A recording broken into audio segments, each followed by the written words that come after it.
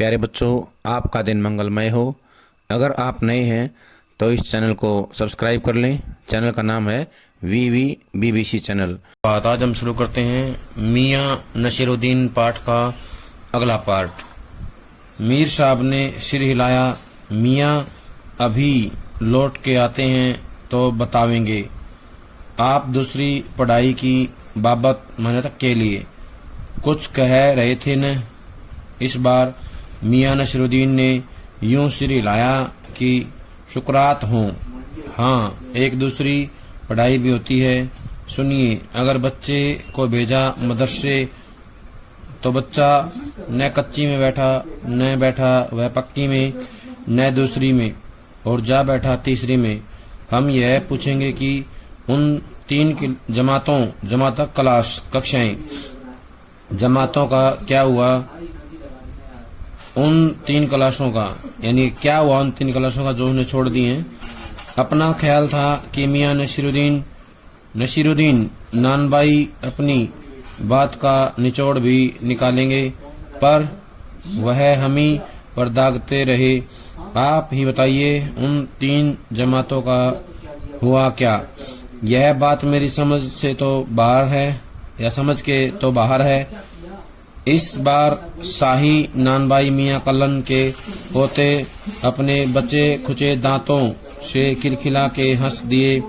मतलब मेरा क्या साफ न था? लो साहिबो, अभी साफ हुआ जाता है। जरा सी देर को मान लीजिए। हम बर्तन धोना नहीं सीखते, हम भट्टी बनाना नहीं सीखते, भट्टी को आंच देना नहीं सीखते, तो क्या हम सीधे सीधे नानबाई का हुनर सीख जाते?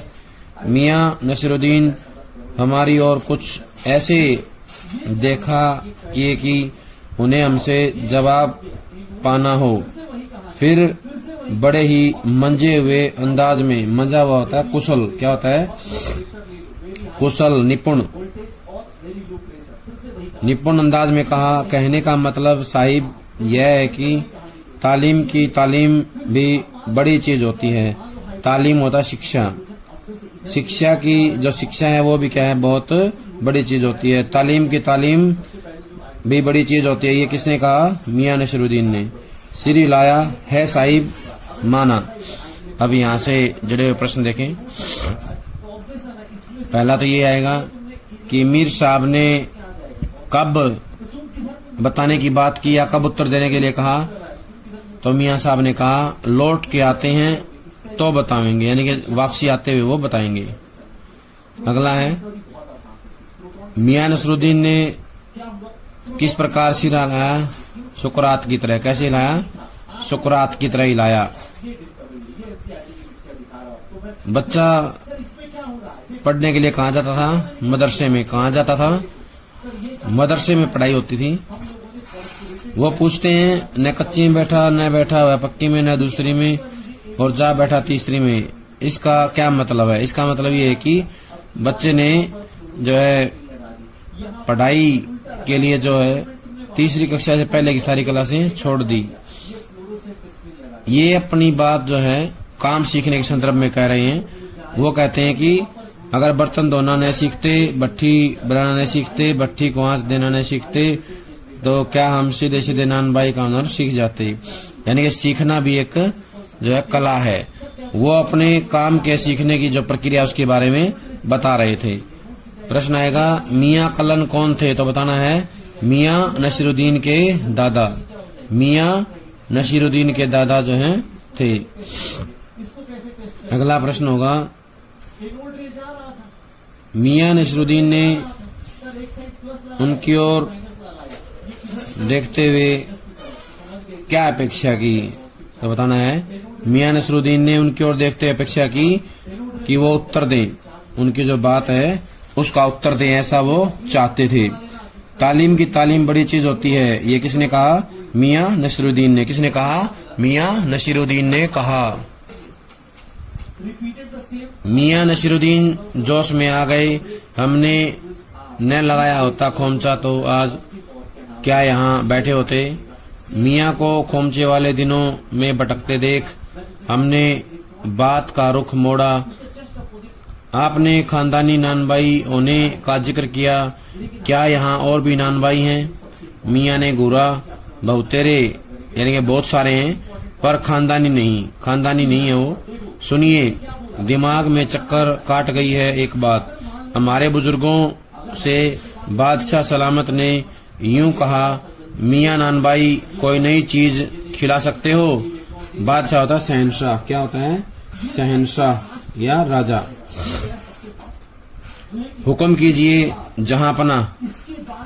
बादशाह सलामत ने फरमाया यानी कहा, कोई ऐसी चीज बनाओ जो न आग में पके न पानी से बने।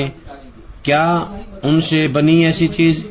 क्यों न बनती साहिब, बनी। और बादशाह सलामत ने बहुत खाई और खूब सराही। सराहना होता प्रशंसा करना।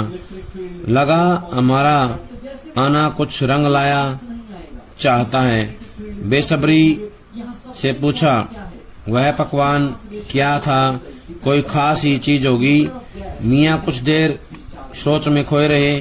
सोचा पकवान पर रोशनी डालने को है कि मियाँ नसीरुद्दीन साहिब बड़ी रुखाई से बोले, यह हम न बतावेंगे, बस आप इतना समझ लीजिए कि एक कहावत है न कि खानदानी नानबाई कुएं में भी रोटी पका सकता है।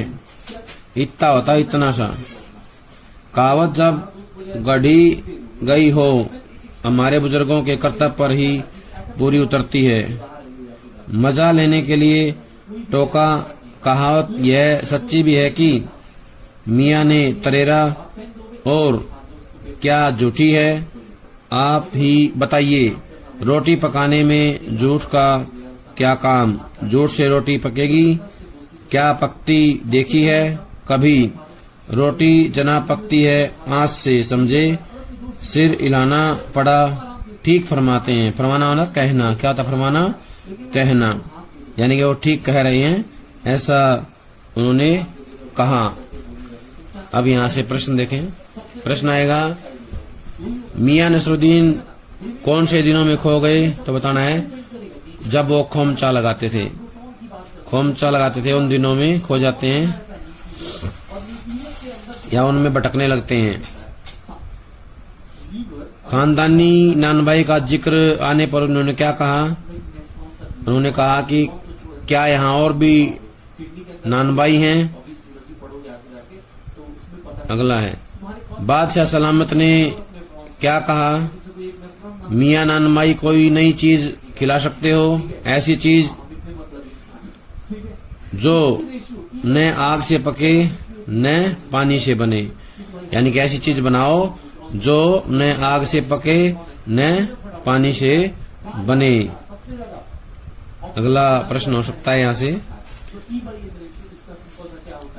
मियाँ नसरुद्दीन ने उनकी बात का क्या उत्तर दिया? या जो लेखिका और उनके मित्र थे, जब उन्होंने पूछा क्या ऐसी चीज बनी, तो उन्होंने कहा हाँ बनी। उन्होंने ऐसी चीज बनाई और बादशाह ने खूब खाई और उसकी खूब प्रशंसा की, सराहा। उसको खूब प्रशंसा की और उसे खूब सराहा। अगला प्रश्न होगा, मियाँ नसरुद्दीन ने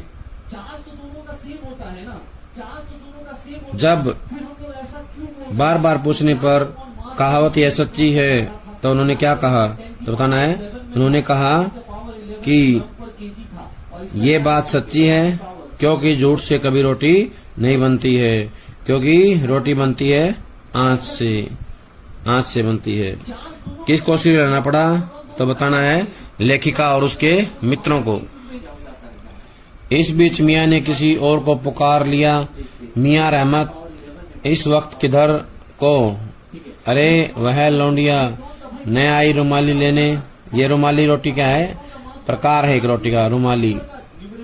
शाम को मंगवा लीजो। मियाँ एक बात और आपको बताने की जहमत उठानी पड़ेगी। मियाँ ने एक और बीड़ी सुलगा ली थी, सो कुछ फुर्ती पा गए थे। पूछिए। अरे बात ही तो पूछिएगा, जान तो न ले लेवेंगे। उसमें भी अब क्या देर, 70 के हो चुके। फिर जैसे अपने से ही कहते हो वालिद मरहूम तो कुछ किए 80, पर क्या मालूम हमें इतनी मोहलत मिले न मिले। मोहलत होता है समय, इतनी जो है समय सीमा मिलेगी या नहीं मिलेगी, इसके बारे में कहते हैं। इस मजमून, मजमून होता है विषय, क्या होता है मजमून, विषय। इस मजमून को या मजमून पर हमसे कुछ कहते न बन आया तो कहा अभी यही जानना था कि आपके बुजुर्गों ने शाही बावर्ची खाने में तो काम किया ही होगा। मियाँ ने बेरुखी से टोका, वह बात तो पहले हो चुकी न, हो तो चुकी साहिब, पर जानना यह था कि दिल्ली के किस बादशाह के यहाँ आपके बुजुर्ग काम किया करते थे। अजी साहिब क्यों बाल की खाल निकालने में तुले हैं, कह दिया ने कि बादशाह के यहाँ काम करते थे, सो क्या काफी नहीं। हम खिसियानी सी हंसी हंसे, है तो काफी, पर ज्यादा नाम लेते तो उसे वक्त से मिला लेते, वक्त से मिला लेते खूब। पर किसे मिलाते जनाब, आप वक्त से मियाँ शेर और हमारी खिल्ली उड़ाते हो। वक्त से वक्त को किसी ने मिलाया है आज तक। खैर पूछिए किसका नाम जानना चाहते हैं। दिल्ली के बादशाह का ही ना, उसका नाम कौन नहीं जानता, जहां अपना बादशाह सलामत ही ने। कौन से बहादुर शाह जफर की, मियाँ ने खींचकर कहा। फिर अलट पलट के वही बात, लिख लीजिए बस यही नाम। आपको कौन बादशाह के नाम चिट्ठी रुक्का भेजना है कि डाकखाने वालों के लिए सही नाम पता ही जरूरी है। अब यहाँ से कुछ प्रश्न देखें। मियाँ नसरुद्दीन ने दोबारा बीच में किसको पुकारा, तो बताएंगे रहमत को। किसको पुकारा, मियाँ रहमत को। किसको पुकारा, मियाँ रहमत को पुकारा। अगला आएगा, मियाँ नसरुद्दीन की आयु कितनी हो चुकी थी, 70 वर्ष। कितनी, 70 वर्ष के हो चुके थे। और अगला प्रश्न आएगा, उनके पिता कितनी उम्र में चले गए थे, 80 वर्ष की आयु में जो है उनके पिता स्वर्ग चले गए थे, दुनिया छोड़कर चले गए थे। अगला प्रश्न आएगा, क्या मियाँ नसरुद्दीन ने बादशाह का नाम बताया, तो इसका उत्तर आएगा नहीं। मियाँ नसरुद्दीन ने बादशाह का नाम नहीं बताया, ना ही उसका पता बताया। अगला प्रश्न आ सकता है, खिसियानी से ऐसी कौन हंसे, लेखिका और उसके मित्र। लेखिका और उसके मित्र जो है खिसियानी हंसे। अगला प्रश्न होगा, वक्त से वक्त को किसी ने मिलाया है आज तक, ये किसने कहा, मियाँ नसरुद्दीन ने। वक्त से वक्त को किसी ने मिलाया है आज तक, ये किसने कहा, मियाँ नसरुद्दीन ने कहा। मियाँ नसरुद्दीन ने कहा था। हमें बीटर अपनी तरफ देखते पाया तो सिर हिला अपने कारीगर से बोले, अरे ओ बब्बन मियाँ, भट्ठी सुलगा दो तो काम से निपटे। यह बब्बन मियाँ कौन है साहिब। मियाँ ने रुखाई से जैसे फांक ही काट दी हो। अपने कारीगर और कौन होंगे। मन में आया पूछ लूं, आपके बेटे बेटियां हैं, पर मियाँ नसरुद्दीन के चेहरे पर किसी दबे हुए अंधड़ता आंधी के आसार देख यह मजमून न छेड़ने का फैसला किया। मजमून होता है विषय। इतना ही कहा, ये कारीगर लोग आपकी शागिर्दी करते हैं। शागिर्दी होता है उनके चेले हैं। खाली शागिर्दी ही नहीं साहिब, गिन के मजूरी देता हूँ। 2 रुपए मन आटे की मजूरी, 4 रुपए मन मैदे की मजूरी। मजूरी होता है मजदूरी। हाँ, ज्यादातर भट्ठी पर कौन सी रोटियां पका करती हैं। मियाँ को अब तक इस मजमून में कोई दिलचस्पी बाकी न रही थी, फिर भी हमसे छुटकारा पाने के लिए बोले, ये रोटियों के प्रकार हैं, बाकर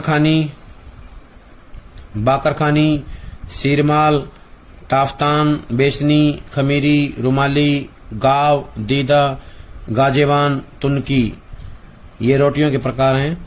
इनमें तुनकी जो है वो पापड़ से भी महीन होती है। फिर तेवर चढ़ा हमें घूर कर कहा, तुनकी पापड़ से ज्यादा महीन होती है। महीन का मतलब ज्यादा पतली। महीन, हाँ, किसी दिन खिलाएंगे आपको। एकाएक मियाँ की आंखों के आगे कुछ कौंध गया। एक लंबी सांस भरी और किसी गुमशुदा याद को ताजा करने को कहा। उतर गए वे जमाने और गए वे कदरदान। कदरदान होता है कदर करने वाले, जो पकाने खाने की कदर करना जानते थे। मियाँ अब क्या रखा है, निकाली तंदूर से निगली और हजम। अब यहाँ से जुड़े हुए प्रश्न करेंगे। पहला प्रश्न ये आएगा, बब्बन मियाँ कौन थे तो बताना है। ये जो है कारीगर थे। बब्बन मियाँ नसीरुद्दीन के कारीगर थे। अगला प्रश्न आएगा, कितनी मजदूरी देते थे तो बताना है। मियाँ नसीरुद्दीन 2 रुपए मन आटे की मजदूरी और 4 रुपए मन मैदे की मजदूरी देते थे। मजदूरी दिया करते थे मैदे की 4 रुपए, आटे की 2 रुपए। अगला प्रश्न आएगा, पापड़ से भी महीन रोटी का नाम क्या है? तुनकी। क्या आएगा? पापड़ से भी महीन कौन सी रोटी होती है? तुनकी। तुनकी रोटी सबसे महीन होती है। एकाएक मियाँ की आंखों के आगे क्या हुआ? कुछ कौंध गया। क्या हुआ? कुछ कौंध गया। लंबी सांस किसने ली? मियाँ नसीरुद्दीन ने। किसने ली? मियाँ नसीरुद्दीन ने। गुमशुदा याद में कौन खो गया? मियाँ नसीरुद्दीन। कौन खो गया? मियाँ नसीरुद्दीन। मियाँ नसीरुद्दीन ने रुखाई से क्या काट दिया? फांक। मियाँ नसीरुद्दीन ने रुखाई से जैसे फांक काट दी हो, जैसे फांक ही काट दी हो। अगला आएगा, गुजर गए वो जमाने और गए वे कदरदान जो पकाने खाने की कदर करना जानते थे। यानी कि वो कहते हैं कि वो समय अब बीत गया है जब लोग पकाने खाने की कदर किया करते थे। अब तो क्या है, केवल निकाली तंदूर से और निगली और हजम। यानी कि लोग जो हैं खाने की कोई इज्जत नहीं करते हैं, कोई सम्मान नहीं करते हैं। वो केवल तंदूर से निकालते हैं और उसे खा करके हजम कर लेते हैं। प्यारे बच्चों, ये था पाठ मियाँ नसीरुद्दीन। सभी इसको अच्छे समझेंगे, याद करेंगे और इसके प्रश्न